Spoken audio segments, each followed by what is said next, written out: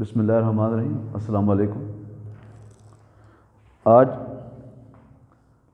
Chapter 9 to 10 page पर mechanism of heat conduction कि heat का एक जगह से दूसरी जगह जाने का वर्क मैकेनिज़्म क्या है।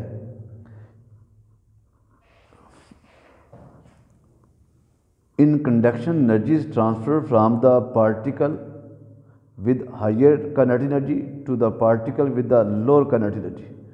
इसमें देखें कि ये हमारे पास एक सब्सटेंस है और हम इसको यहाँ से हीट अप कर रहे हैं।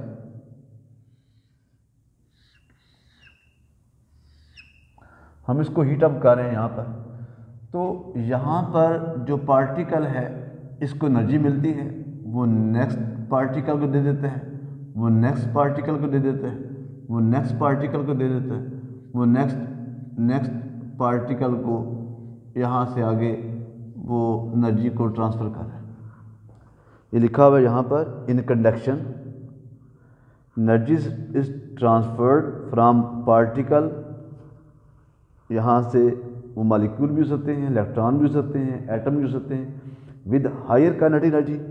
यहाँ पर जो है उनकी काइनेटिक एनर्जी ज़्यादा है, यहाँ पर उनकी काइनेटिक एनर्जी जो है वो low kinetic energy. With high kinetic energy to the particle with lower kinetic energy when they collide, जब वो क्या करते हैं, टकराते हैं। When one end of the metal rod is heated, जब हम इस एंड को हीट अप करते हैं। एटम और molecule of the rod at hotter end start vibrating with greater amplitude. यानी ये जो एटम है या मॉलिक्यूल है ये ज़्यादा एम्पलीट्यूड के साथ वाइब्रेट करते हैं। एम्पलीट्यूड किसको कहते हैं?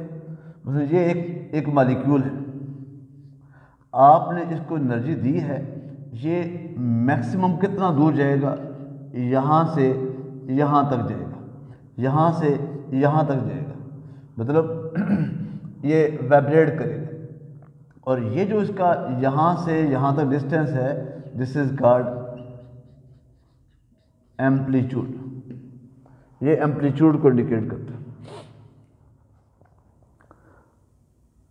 During vibration they transfer energy to the neighboring atom through collision। जब ये ज़्यादा एम्पलीट्यूड के साथ वाइब्रेट करेगा, अपनी एनर्जी नेक्स्ट को दे देगा, अपनी एनर्जी नेक्स्ट को दे देगा, and so on. As the result energy is transmitted and temperature of the solid rises. तो जो ये यहाँ कोलाइड करेंगे तो दूसरे एंड का भी टेम्परेचर क्या हो जाएगा, बढ़ जाएगा। तो different substance have different ability to conduct heat. हर एक जो सब्सटेंस है उसको हीट ट्रांसफ़र करने के लिए जो है मुख्तलिफ सब्सटेंस है। मसलन आप देखें कॉपर है, सिल्वर है, गोल्ड है, प्लास्टिक है, रबड़ है, तो हर एक की एबिलिटी डिफरेंट होती है।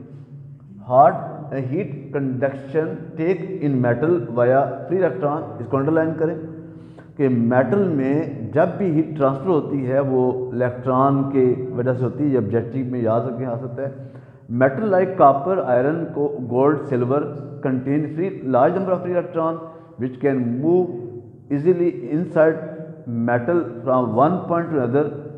This free electron play vital role in the transfer of the heat during the conduction in metals. तो मेटल के अंदर फ्री इलेक्ट्रॉन ज़्यादा होते हैं और जिसकी वजह से क्या होता है कि हीट जो है वो एक जगह से दूसरी जगह ट्रांसफ़र हो सकती है। तो ये टॉपिक जो है आपने इसको तैयार करना है, ये शार्ट में आएगा और इसको आपने शार्ट के तौर पर तैयार करना है, ऑब्जेक्टिव के तौर पर तैयार करना है।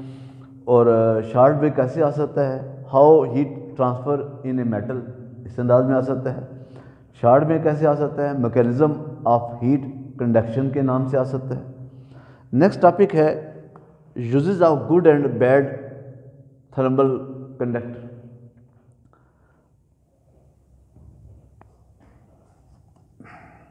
पहले में आते हैं इन कोल्ड डेज की बात हो रही है।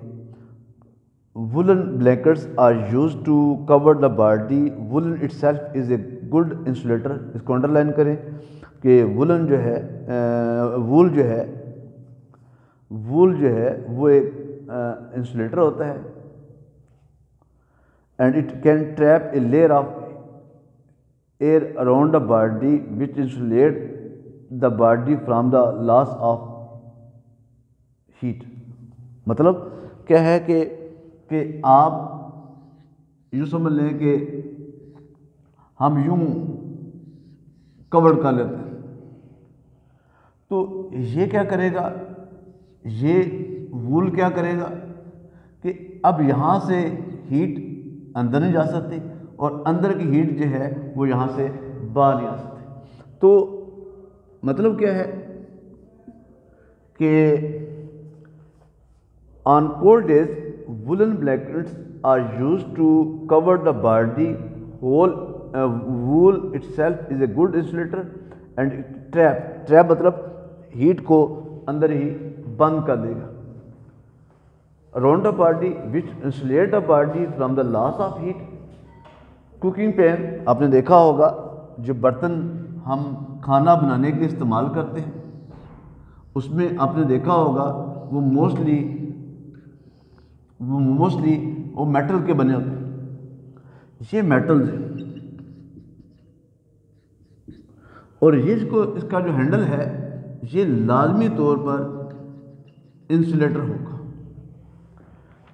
ये लिखा हुआ यहाँ पर cooking pan, boiler, radiator, condenser और refrigerators and box for ice are often made with metal because of good thermal conduction property. यानी इसके अंदर हीट ज़्यादा जल्दी पास हो सकती है। इन कंट्रास्ट यानी इसके जो हैंडल हैं, the handles of the cooking utensil are made of insulator to protect hands from scalding. मतलब क्या है कि उसको हाथ को जलने से बचाने के लिए जो ये इंसुलेटर लगा दिए जाते हैं। और इसमें आपको पता है जब हम हीट ट्रांसफ़र करते हैं तो हीट यहाँ से जल्दी इस कंटेनर में जाती है, लेकिन यहाँ पर हीट इतनी जल्दी नहीं पहुँचती। In extremely cold country insulating materials for polymer foam are use in houses to reduce the heat losses. मतलब कि जो घर हैं वो उसकी जो दीवारें हैं उन दीवारों में ये घर हैं तो इनकी ये जो दीवारें हैं इसकी इन साइड अंदर साइड जो है यहाँ पर फोम लगा दी जाते हैं। और इससे क्या होता है कि जो बाहर का टेम्परेचर है वो रूम के अंदर इन्वॉल्वमेंट नहीं करता और जो अंदर का टेम्परेचर है वो बिल्कुल ऐसे ही काम कर रहा है जैसे कि हम जो है ब्लैंकेट वुलन ब्लैंकेट का इस्तेमाल करते हैं। वो रूम जो है अगर आपने उसको हीटर से 1 घंटे के लिए हीटर ऑन कर दिया है वो कम से कम 10-15 घंटे रूम जो है वो गर्म रखा जा सकता है। It help to lower the utility bill. अब देखें यहाँ पर उस लफ्ज़ जो है यूटिलिटी बिल को हम कम कर सकते हैं। मतलब क्यों कि आपने रूम को कोई डिवाइस लगाकर आपने उसको हीट अप कर दी है 1 घंटे के लिए, तो आपने उसके बाद हीटर को अपने बंद कर दिया है। तो ये जो पॉलीमर्स हैं, ये जो फोम दीवारों के साथ लगा दिए जाते हैं, ये इंसुलेटर के तौर पर काम करते हैं। और बाज़ का ये होता है कि ये जो दीवारें हैं ये डबल बना दी जाती हैं। ठीक है, जैसे आपने घरों में देखा होगा सीलिंग जो है वो लगा दी जाती है। उससे भी क्या होता है हीट उन दोनों जो छत हैं सीलिंग और रूफ जो है उसके बीच में हवा जो है वो रुक जाती है, तो वो हीट को क्या करती है उधर ही ब्लॉक कर देती है। ये लिखा हुआ है यहाँ पर in cavity wall insulation the air gap is filled with polymer foam conduction is very poor because both the polymer and the trap air are good insulator. यानी हवा भी और पॉलीमर भी जो है ये इंसुलेटर्स हैं। This help to keep our up moderate temperature inside the house. तो रूम के अंदर जो टेम्परेचर है उसको जो है वो क्या करते हैं वो सेफ रखते हैं। यानी यहाँ पर कि आप अगर इंसुलेटर कंडक्टर का इस्तेमाल करते हैं तो आपको पता है कंडक्टर बर्तन जो खाना बनाने वाले हैं वो बेशा कंडक्टर के होते हैं, मेटल के होते हैं, और वो कुकिंग करने के लिए इस्तेमाल कर सकते हैं। तो ये जो इसका हैंडल है ये इंसुलेटर का बना होता है, ताकि हम इसको अगर खाना बनाने के बाद इस बर्तन को इस ओवन से, चूल्हे से उतारते हैं तो हम इजीली इसको एक जगह से दूसरी जगह पर ले जा सकते हैं। फिर हमने कहा कि सर्दियों में हम अपने आप को सर्दी से बचाने के लिए हम जो है वुलन जो है ब्लैंकेट का इस्तेमाल करते हैं, स्वेटर का इस्तेमाल करते हैं। They act as a insulator. ये क्या करते हैं, ये जो हीट है उसको क्या करते हैं अपने अंदर जो है वो ट्रैप कर लेते हैं, बंद कर लेते हैं, वो हीट वहाँ से बाहर नहीं जा सकती। इस तरह से हम सर्दियों से महफूज रहते हैं, सर्दी से महफूज रहते हैं। तो इसी तरह से ये भी आपने शार्ट के तौर पर तैयार करना है कि गुड यूज़ क्या है, बैड यूज़ क्या है, ये आपने इसको तैयार करना है और ये शार्ट के तौर पर आएगा।